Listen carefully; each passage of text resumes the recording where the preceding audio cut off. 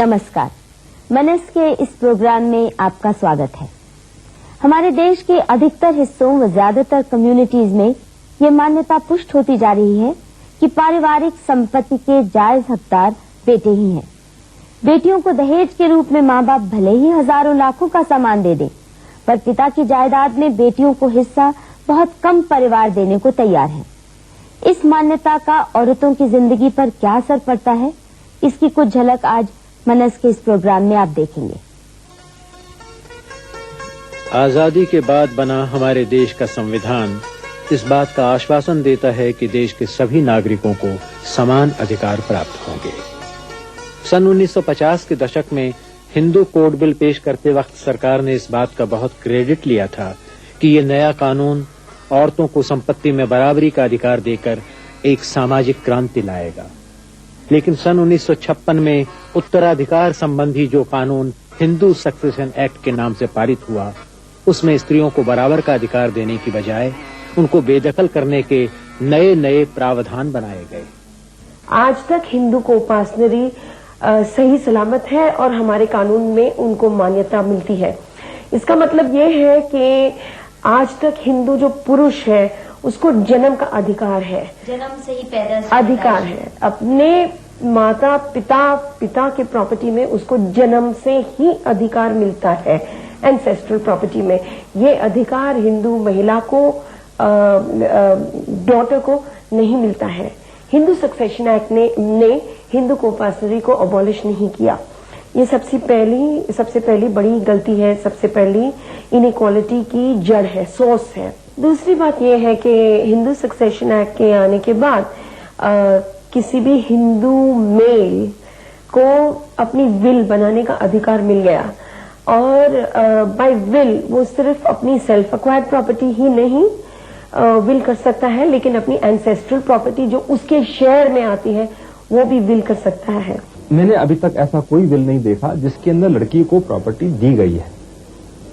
ज्यादातर अगर उनको कुछ दिया भी जाता है तो कुछ दहेज दे दिया गया, कुछ जेवर दे दिया गया, कुछ पैसे दे दिए गए, कुछ शेयर दे दिए गए।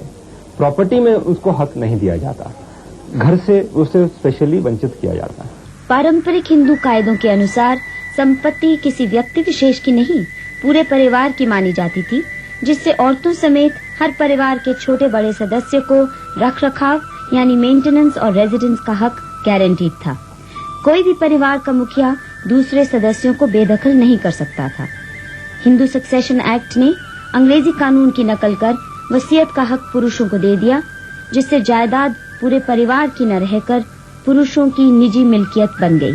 नतीजा, औरतों को माँ, बहन, पत्नी व विधवा के रूप में पुरुष आसानी से बेदखल कर सकता है। जिस आदमी के लड़के भी हैं और लड़कियां भी हैं, वो ऐसा समझता है कि लड़कियों की तो मैं शादी कर दूं और लड़कियों को अपनी जायदाद में से कुछ भी हक ना दूं और अपने जायदाद में से मैं केवल हक अपने लड़कों को दूं। पर जहां पर केवल एक आदमी की लड़कियां हैं, ऐसे भी बहुत सारे केसेस हैं कि जहां पे वो आदमी या तो अपनी जायदाद को अपने भाई या भतीजों में दे देता है या अपनी जायदाद को अपने जीवन काल के दौरान ही बेच देता है या किसी और किस्म से फुर्द कर देता है ताकि लड़की के हाथ में ना जाए। माँ बाप खुद अपने हाथों से बेटी को जायदाद से बेदखल करने के लिए इतने उतावले क्यों रहते हैं? इसके पीछे क्या मान्यताएं हैं? फैमिली वाले ये चाहते हैं कि जो उसको देना है दहेज की शक्ल में दे दें और जो जमीन का टुकड़े टुकड़े ना हो, ये भी उनका मंतव्य है। नहीं, पर अगर मान लो किसी के लड़के 5 हैं, ठीक है, तो 5 को मिलेगा, ठीक है। पर बेटी 1 है और लड़के 2 हैं, तो हाँ। एक बेटी को नहीं मिलेगा, 2 बेटों को मिलेगा। तो टुकड़े तो सिर्फ बेटे भी करते हैं। हाँ जी, वो भी करते हैं, लेकिन वो समझते हैं कि वो जो दूसरी फैमिली आएगी हमारे घर में, वो शायद ज्यादा हमारे घर के रीति रिवाज को खराब करेगी। लेकिन बेटे जो हैं वो हमारी जो भी हमारी है रीति रिवाज उसको मेंटेन करेंगे। पर बहुएं भी तो पराये घर से आती हैं, जैसे लड़की दामाद लाती है पराये घर से, ठीक है, बहुएं भी पराये घर से आती हैं। लेकिन ये हमारे वैसे ही जो बुजुर्ग हैं उनकी टेंडेंसी है बेटे को तो प्रेफरेंस देते ही है ना, इसलिए उनका मन नहीं करता कि लड़की को जाए। समझो बेटी अपन दिए तो समझो पुणे में दे दी, जमीन है तो पुणे में बेटी रहकर यहाँ की जमीन कैसी करेगी? तो बेटा अगर बाहर चला गया, मान लो बेटा नौकरी के लिए चला गया बाहर पुणे में, तो फिर भी जमीन पे तो रखता है हक। हाँ रखता है, हक रखता है। कोई यहाँ नौकर रखता है, आके वो खुद चला आता है, महीने को आता है, छुट्टी लेके आएगा। बेटा सैकड़ों हजारों मील दूर भले ही विदेश भी चला जाए, पिता की जायदाद में हक नहीं खोता। बेटी बगल के गांव में भी ब्याही जाए तो कहा जाता है अपनी जायदाद संभाल नहीं पाएगी। ठीक भी है तो गलत भी है। तो जब ये लड़की अपने ससुर के घर जाती है तो सबके हिस्सेदार बन जाती है, तो फिर इसको मैके की क्या जरूरत है? इसलिए इसमें कोई ज्यादा तो अच्छा नहीं है, लड़ाई झगड़े बढ़ते हैं इससे। तो ये भी दलील दी जाती है कि भाइयों के प्यार की वजह से लड़कियां खुद ही माँ बाप की संपत्ति में हिस्सा लेना चाहती ही नहीं। हमारे कम्युनिटी में लड़कियां ऐसा ही मानती है कि जो हम भाई के पास, पिता के पास जो कुछ लेते हैं तो भाई के और पिता के परिवार में हमारा संबंध नहीं रहता है, इसलिए लड़कियां ऐसा चाहती ही नहीं है कि हमें कुछ मिलना चाहिए। लड़की ने नीलंदी जी मेरे भाई बात कुछ करेंगे, आना जाना मेरी इज्जत आबरों का सारा साथ देंगे, इसलिए अपने भाइयों के नाम करवाएंगे। फिर नहीं ले लेगी, फिर न देगा कौन? फिर कोई नहीं देगा। जो जमीन लेगी तो फिर उसका भाई जमीन लेगी ना, तो उसका भाई जावेगा, फिर ना बात भरेगा और ना उसका जाओगा। बहनें ये सोचकर भाइयों से जायदाद नहीं लेती कि भाई उनकी रक्षा करेंगे, भात इत्यादि का रिश्ता निभाएंगे, जिससे ससुराल में उनकी इज्जत बनी रहे। लेकिन भाइयों की शादी होते ही बहनों के हक सिकुड़ने लगते हैं और बहुतेरी तो भाइयों की राह तकती रह जाती हैं। जो थोड़ा बहुत भाई भावजों से मिलता भी है तो हक से नहीं, एहसान के रूप में। और लड़कियां भी इतनी समझ गई हैं कि मैं अपने बाप की इजाजत अपने भाई को दूं, क्योंकि मेरा इस परिवार में सारी उम्र में इस घर से लेना ही लेना है, तो मेरे संबंध जो है बहुत परिवार से सुखावे रहे। जब भी मैं इस घर में आया तो सारा परिवार मैनू गले लगाए प्यार से मिले। को मैं ऐसा काम ना करना जो मैं इस परिवार से सदा लई मेरे दरवाजे बंद हो जान। कि मेरे 2 बेटे हैं, 4 लड़कियां हैं, कि मैं अपने लड़के को देने चाहूंगी, लड़की को नहीं देना चाहूंगी। लड़कियां भी यही चाहेंगी अगर हम भाई से ले लें अपनी जायदाद, तो हो सकता है भाई उतना ज्यादा प्यार से ना मिलेगा जैसे वो मैं नहीं लूंगी तो फिर मिलेगा। कि भाइयों का प्यार बना रहता है हिस्सा लेने? नहीं बनता, नहीं बनता। भाई भी एक दूसरे से सब बांटते हैं। अच्छा, और ना ले तो पक्का है कि प्यार बना रहेगा? भाभी अगर मान लो वैसे ही ना चाहे कि मेरी ननद घर आए तो प्यार तब भी नहीं बना रहेगा? तब भी नहीं बनता। लेकिन जनरली ये है कि अगर वो बिल्कुल बांट ले तो फिर उसका प्यार खत्म हो जाता, उसी वक्त खत्म हो जाता। ये अनोखा प्यार है जो बहन के जायदाद में हिस्सा मांगने से एकदम खत्म हो जाता है। भाई आपस में जायदाद बांटे तो झगड़ों की कोई परवाह नहीं, लेकिन लड़की ने हिस्सा मांगा तो घर के दरवाजे बंद। जब इतना कठोर इमोशनल ब्लैकमेल औरतों के साथ किया जा रहा हो तो इसमें क्या हैरानी की बात है कि अधिकतर लड़कियां प्रॉपर्टी का हिस्सा मांगने की जुर्रत भी नहीं करती, खुद अपने हाथ से अपना हक साइन अवे कर देती हैं। कि हमें सब कुछ मिलता है, हमें पढ़ाया लिखाया, हमें घर की सभी जरूरतें दिया है, तो हम क्या लेंगे इनसे? हम अगले घर जाएंगे तो हमें सब कुछ वहाँ मिलेगा, तो हमें क्या जरूरत है इनसे उलझने की? मेरे 2 भाई है तो तीसरा हिस्सा मेरे लिए, लेकिन मैं नहीं लूंगी क्योंकि मेरे पति का जो हिस्सा है वो तो मुझे मिलने ही वाला है। मैं 2 तरफ से क्यों लूं? तो मेरे भाइयों को भी मिलेगा ना। जो जहाँ जाती है वहाँ भी उसको मिलता ही है, इसलिए उसको जरूरत ही नहीं पड़ती। उसको मिलता तो नहीं, उसके पति को मिलता है। हाँ, पति को मिलता है, तो उसको तो नहीं मिलता। उसके पति के बहन को भी नहीं देती मेवा। तो बराबर ही हो जाता है। क्योंकि हमारे परिवारों में औरतों के हक केवल पति के माध्यम से मिलते हैं, इसीलिए औरतों के बीच आपसी छीना झपटी का माहौल बन जाता है। यही बुनियादी वजह है सास बहू ननद भाभी के भयंकर झगड़ों का, जिससे घर जंगे मैदान में बदल जाते हैं। और 90% ऐसी औरतें हैं जो बूढ़ी भी हो चुकी हैं, सारी जिंदगी बता देती हैं। किसी को के नाम में मैंने जो मेरे देखने में आया है, और कोई ज्यादत उसके नाम पर नहीं, और खास करके जमीन तो उसके नाम पर नहीं लगती है। सच तो ये है कि पति के घर मेंटेनेंस का हक मिलता है, जायदाद की मिल्कियत नहीं। और अगर शादी टूटी तो लड़की घर की न घाट की। किसी टाइम उनके संबंध अलग थलग हो जाते हैं तो ता भी वो ज्यादत ले जाएगी और किसी और जगह चले जाएगी, वो मेरी ज्यादत को बढ़ा के लेगी। ये है मेरी समझ में जो आ रहा है, यही है कि उस पर विश्वास नहीं किया जाता है। बेटियों को बेदखल करने के पीछे ये भी दलील दी जाती है कि औरतें प्रॉपर्टी की देखरेख नहीं कर सकती, लेकिन देश के हर कोने में, खेतों में और खलिहानों में औरतें पुरुषों से ज्यादा काम करती दिखाई देती हैं। औरतों को जायदाद न देने की संस्कृति अंग्रेजी राज के बाद से चली और उत्तर भारत में सबसे ज्यादा मजबूत हुई। पूर्वी और दक्षिण भारत में औरतों को संपत्ति देने की प्रथा देर तक बनी रही, लेकिन ये भी कमजोर पड़ती जा रही है। महाराष्ट्र से एक उदाहरण आपके सामने है। हाँ, इस पद्धति को चोली बांगड़ी कहते थे कि मायके से हर साल उस खेती में जो भी कुछ उपज होगी, उस उपज का हिस्सा उस बेटी को मिलेगा, जिसे नाम दिया गया था चोली बांगड़ी। माने हर साल लड़की मायके आने के बाद खाली हाथ न लौटे, इसलिए उसको कुछ न कुछ देने की प्रथा थी। और खेती के इसमें जो उपज आती है उसका पूरा का पूरा हक वो लड़की का रहेगा, तो मैंने वो स्वाभिमान से जिएगी अपने घर में, और इसका कीमत भी ससुराल वाले करते थे। हिंदू सक्सेशन एक्ट की तरह लैंड सीलिंग लॉज का इस्तेमाल भी औरतों के खिलाफ हुआ।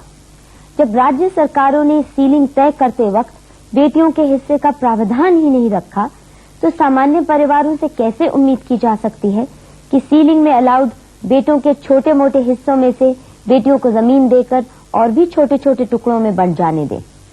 औरतों के कमजोर पड़ते अधिकारों का एक और उदाहरण आंध्र प्रदेश से मिलता है। यहाँ कुछ कम्युनिटीज में बेटी घर की लक्ष्मी होने के नाते फसल के पहले हिस्से की हकदार थी। बिना लड़की को उसका हिस्सा दिए घर में फसल ले जाना अपशकुन माना जाता था। इसको बुट्टा प्रथा कहते थे। परंतु ये रिचुअल केवल यादगार के रूप में बचा है, और कुछ एक बेटियां लेती भी हैं तो फसल का टोकन मात्र। फसल की पहली ढेरी के आसपास घर के पुरुष यूं एक घेरा सा बनाते और उसमें से घर की बेटियां आकर अपना अपना बुट्टा भर लेती। पहले हर छोटी से छोटी लड़की के नाम पर धान निकाला जाता था और उसको बीज के रूप में या किसी जरूरतमंद को ब्याज पर दे देते थे, जिससे वापस 1.5 गुना अनाज मिलता, जो साल दर साल बढ़ता रहता और उससे प्राप्त धन उसी लड़की के नाम पर इकट्ठा हुआ करता था। ऐसा जमा जमा करते हुए बच्ची पैदा हुए जब से लेके बच्ची को शादी करे तक ऐसा जमा करके, कभी उसमें से बच्ची को कुछ जरूरत है तो भी उससे लेके बना लेते, वो रिंग, वो नेकलेस, नहीं तो कपड़े, कुछ तो भी होना है तो बच्ची को देते। वो भुट्टे के जो धान रहते ना, वो नागुलू बोल के देते, हमारे तेलुगु में नागु बोलते, नागुलू को दे दिए तो डबल आते अपने। तो ये ऐसा कस्टम है, ये ऑस्पिशियस, घर ला के भुट्टा लेने का ऑस्पिशियस समझ रहे। अगर वो रोक के तो ये लोगों को बरकत नहीं होता, बहुत उनका खेती नहीं बढ़ते बोल के डरते। ये अधिकार लड़की की शादी के बाद भी बना रहता था, परंतु अब ये प्रथा लगभग लुप्त होती जा रही है। आंध्र प्रदेश में कम्मा इत्यादि कुछ ऐसी कम्युनिटीज हैं जो भले ही लड़की को जायदाद का वारिस न बनाएं, लेकिन शादी के वक्त लड़की को माँ बाप के मकान जायदाद का कुछ हिस्सा देने की प्रथा बहुत से परिवार अभी भी चला रहे हैं।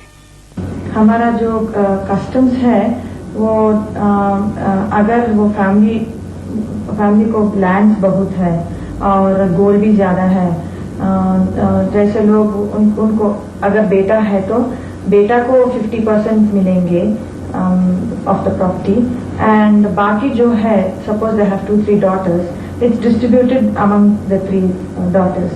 So basically, the importance is given to the beta, and the beti gets only the balance.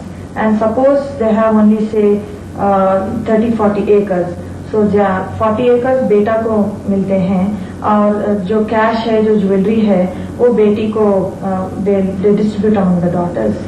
They don't give it in the son-in-law's name. What they do is, a part of it is given, say, to buy a vehicle or for their parents' expenses, or if he is having a sister, वो sister के शादी के वास्ते, like that, थोड़ा उसको देंगे.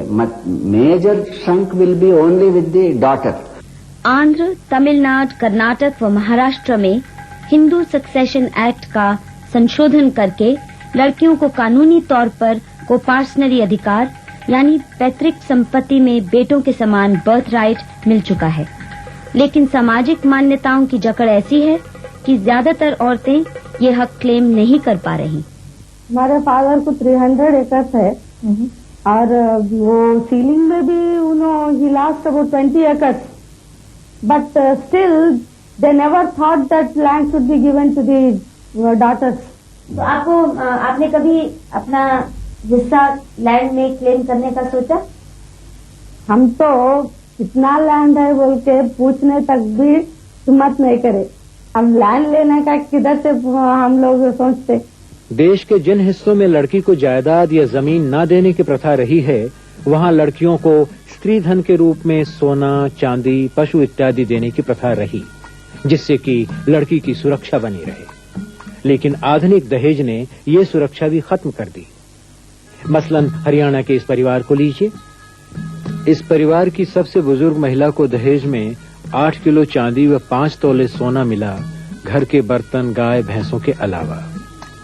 इनकी बहू को वही बर्तन, भांडे और पशुओं के साथ 5 किलो चांदी व 10 तोले सोना मिला। इसी परिवार की हाल ही में ब्याही बहू का दहेज देखिए। इसमें शामिल हैं कुर्सियां, टीवी, कूलर, पलंग, कपबोर्ड, ये सब कपड़े और कुछ गहने। इन्हें सिर्फ आधा किलो चांदी और 2 तोले सोना इन हल्के फुल्के गहनों के रूप में मिला। आपकी शादी के वक्त और अब बहू की शादी के वक्त जो दहेज है, भाई कम हुआ ज्यादा हुआ? ये ज्यादा है। कैसे ज्यादा हो? बस ये चल पड़े कूलर, ये फ्रिज, टेलीविजन, ये ज्यादा आगे जी सादा था, ये ज्यादा चल पड़ा जी। तो सोना चांदी कम हुआ ज्यादा हुआ? जी पहले सोना चांदी ज्यादा था। पहले जो दहेज वगैरह दादी वगैरह को, हमारी माता जी वगैरह को मिला था, वो सोना चांदी जो है ज्यादा इसलिए देते थे कि सोना चांदी जो है लड़की के हाथ में रहता था और बहुत वो समय पर काम आता था। जिसमें हमारी मिसाल देते हैं अध्यात्म में कि सोना चांदी जितना होगा वो आधी रात का गहना होता है। कभी भी उसको जो है बैंक होता है वो लड़की का, वो कभी भी उसको बेच करके अपना घर का गुजारा चला सकती है, बच्चों का गुजारा चला सकती है। लेकिन आज जो फैलाव किया है, छोटी छोटी चीजें दी जाती हैं, उन चीजों से लड़की के हाथ में कुछ नहीं जाता और वो लड़की बिल्कुल नंगी रहती है, जिससे वो गुजारा करने के लिए काबिल रहती है। यानी हजारों रुपया खर्चने के बाद भी लड़की के पास ऐसा कुछ भी नहीं जिससे उसका अपना आर्थिक आधार बन सके, जिससे 2 पैसे उसके हाथ में आ सके, ताकि उसे मोहताजी का जीवन न जीना पड़े। पूरे के तो हमारे 9 किले हैं आपने तो अपने। उसमें आपके नाम की कोई जमीन है? ना जी, हम तो 2 रोटी चाहिए, जमीन मालिक के सिर है। नॉर्थ ईस्ट और दक्षिण भारत में ऐसी कई कम्युनिटीज पाई जाती हैं, मसलन केरल की नायर कम्युनिटी, जिनमें बेटियां शादी के बाद भी मां के घर में ही रहती थीं। इस मातृवंशी घर को तारवाड़ कहते थे। पति पत्नी के घर मेहमान के रूप में आते और बच्चे मां के तारवाड़ में ही पलते थे। And the entire property belongs to the entire Tharwad. So a woman had a natural right to stay in her house, to have her food there, to be protected by her brothers and maternal uncles. She could be sure that when a child was born to her, that child would get equal rights with everybody else in the family.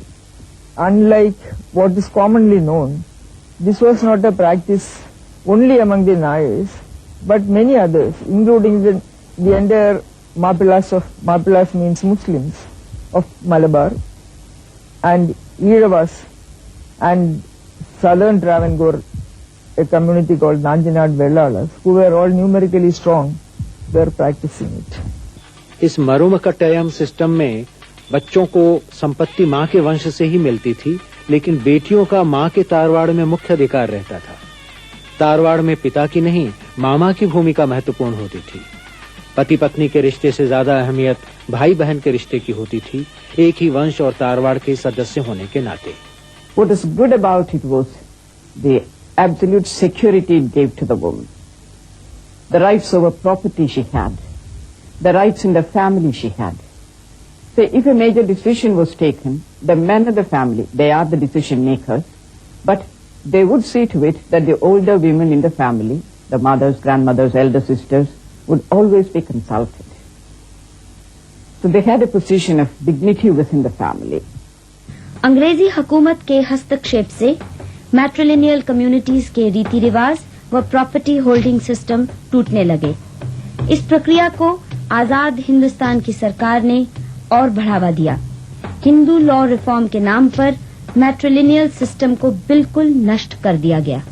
The influence of the British, the missionaries, English language, the new ideas which came in the 20th century, not only through the British and by the British, but which came to other parts of India also.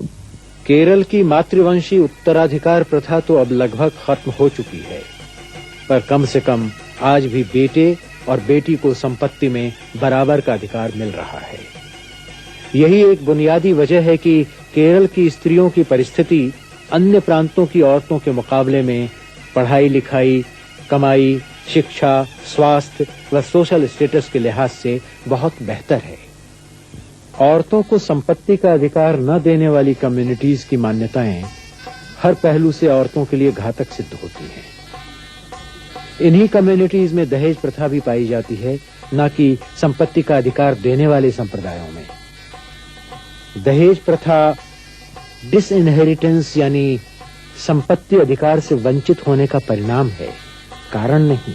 और फिर दहेज की आड़ लेकर बेटी को बोझ समझना, अपना नहीं पराया मानना, औरतों को नकारने व उत्पीड़न देने वाली ये सारी की सारी मान्यताएं बेटियों को जायदाद से बेदखल करने वाली कम्युनिटीज में ही पाई जाती हैं। जहां लड़कियों को प्रॉपर्टी दी जाती है, बेटियां पराई अमानत नहीं, माँ बाप के परिवार का अटूट अंग मानी जाती हैं। लड़की को जायदाद से बेदखल करने वाले संप्रदायों में बेटियों के साथ बचपन से ही भेदभाव शुरू हो जाता है। हरियाणा, पंजाब, उत्तर प्रदेश, राजस्थान व उत्तर भारत के अन्य प्रांतों में लड़की के पोषण, पढ़ाई और स्वास्थ्य की ओर उतना ध्यान नहीं दिया जाता जितना बेटों की तरफ। इन्हीं कम्युनिटीज में फीमेल इन्फेंटिसाइड की प्रथा भी रही है। वह औरतों और लड़कियों का मृत्यु दर लड़कों व पुरुषों से कहीं ज्यादा है। उदाहरण के तौर पर केरल में 1000 पुरुषों के अनुपात में 1036 स्त्रियां हैं, जबकि उत्तर प्रदेश में केवल 879 व हरियाणा में केवल 865। जहां औरतों को मिल्कियत का हक नहीं है, वहां आने जाने व औरों से मिलने जुलने पर भी तरह तरह की बंदिशें रहती हैं। यहाँ तक कि घर और खेतों का काम भी मनाहियों के दायरे में करना पड़ता है। पर्दा व घूंघट इन्हीं क्षेत्रों की पहचान है। भले ही औरत कितना ही काम क्यों न करे, उसे कमाई के साधनों से दूर रखा जाता है, और कमाई करे भी तो पुरुष के कंट्रोल में रहती है। इसीलिए उत्तर भारत में औरतें खेती का काम करती जरूर दिखाई देंगी, पर मंडियों में अनाज व अन्य उपज का व्यापार करती नहीं दिखाई देती। केरल व उत्तर पूर्वी प्रांतों में जहां औरतों को जायदाद का हक है, औरतें पर्दे में बिना सिकुड़े खेती का ही नहीं, मार्केटिंग इत्यादि का भी काम निसंकोच करती हैं। पिछले कुछ वर्षों में औरतों को संपत्ति का अधिकार दिलाने के लिए देश में कई छोटे बड़े अभियान चलाए गए। इनमें सबसे अनूठा अभियान था महाराष्ट्र में शेतकरी संगठना द्वारा संचालित लक्ष्मी मुक्ति कार्यक्रम। शेतकरी संगठना ने अपने समर्थकों व कार्यकर्ताओं का आह्वान किया कि जिस भी गांव में 100 व उससे अधिक परिवार घर की औरत के नाम स्वेच्छा से जमीन का एक हिस्सा ट्रांसफर करेंगे, उस गांव को लक्ष्मी मुक्ति गांव के रूप में सम्मान पत्र दिया जाएगा। एक बड़े जश्न के साथ सैकड़ों गांवों में यह कार्यक्रम संपन्न हुआ। इसके फलस्वरूप पत्नियों के नाम जमीन तो ट्रांसफर हुई ही, साथ में औरत मर्द के रिश्ते में एक महत्वपूर्ण बदलाव की प्रक्रिया शुरू हुई। मारे नहीं किसके जोरू को, पहले लड़ाया करते थे, मारते थे औरत बेटी को, वो मर्द माने जोरू को हकाल देते थे, हाँ इसकी ये ले तलाक ले बोलते थे। अब तलाक ले बोलने की तो बात नहीं है, मुंह में से नहीं लाते। अब तलाक ले तो उन्हें खेत लेके जाती है हमारा, ऐसा उसके दिल में तो आया ना। औरत को ही मालूम होता कि अपना कोई घर है, अब मेरा कोई खेती है, मेरा कोई ये धंधा है, इसलिए प्रेम से वही काम करती है। हमको अच्छा मालूम हो रहा, जिस भैंस मेरी है बोले तो चारा डालना पड़ता, और भैंस मेरी नहीं बोले तो चारा डालने की जरूरत नहीं। इस खेत की, घर की, जब हम हमारे औरत को मालकिन बने, जब से हमको खुला फिरने मालूम हुआ, अच्छा करना मालूम हुआ, वो मन से दिल से निर्णय ले रहे हो। कभी भी झगड़ा लड़ा घर में हुआ तो उन्हें क्या बोलते थे, जा तेरे माँ के घर को जा, बैठ जा, हाँ खा जा। आप बैठ बोलते क्या, लड़ाया हुआ जा जो तुम्हारा तुम खा लो, तुम्हारे हाथ से पका के, हमारे हम पवा हाथ से पका के खाते। ऐसा तो हमारे को हिम्मत है ना, पहले थी क्या नहीं थी, हमारे को माँ बाप के घर को जाना था, अब नहीं, अब हमारा खेत है बोल के हम बैठ। क्या बेटी के हक को लेकर इस कार्यक्रम को इतना अच्छा रिस्पांस मिलता? इतना तो रिस्पांस नहीं मिलता था जितना अपने पत्नी को हिस्सेदार बनाने में बहुत बड़ा रिस्पांस मिला, उतना बहन को नहीं मिलता था। क्योंकि बहन अपने घर में रहने वाली नहीं है, वो पराई है, दूसरे घर में जाने वाली है। बाद में सब लफड़े बनते हैं, क्योंकि वो उनके हस्बैंड फिर जमीन छोड़ने को, बेचने को निकलते हैं। अपने बीवी अपनी पत्नी के नाम पे करने के, अपनी लक्ष्मी का अपने घर में रहती है, वो जमीन रहती है घर में, उसका कोई वो भाग भी नहीं जाती, जमीन भी वहीं रहती, इसीलिए वो तैयार होते। यानी ऐसे माहौल में भी बेटी या बहन के हक को मान्यता नहीं मिल पाई। कहने को तो औरत घर की लक्ष्मी है, पर अधिकतर परिवारों में उसे इतना मोहताज बना दिया गया है कि छोटी से छोटी जरूरत के लिए उसे दूसरों के आगे हाथ फैलाने पड़ते हैं। और फिर उसके अधिकार हनन का काम कोई दुश्मन नहीं, उसके अपने सगे संबंधी ही करते हैं, कभी सामाजिक रीति रिवाजों का हवाला देकर और कभी इमोशनल ब्लैकमेल द्वारा। सवाल संपत्ति लेने या न लेने का नहीं, बुनियादी सवाल है कि जिस लड़की के माँ बाप उसे बोझ समझे, अपना नहीं पराया माने, उसको ससुराल वाले क्यों अपना समझ लेंगे? जिसके पिता उसे जायदाद से बेदखल कर दें, उसका पति क्यों उसे अपनी प्रॉपर्टी में बराबर का हक देने लगा?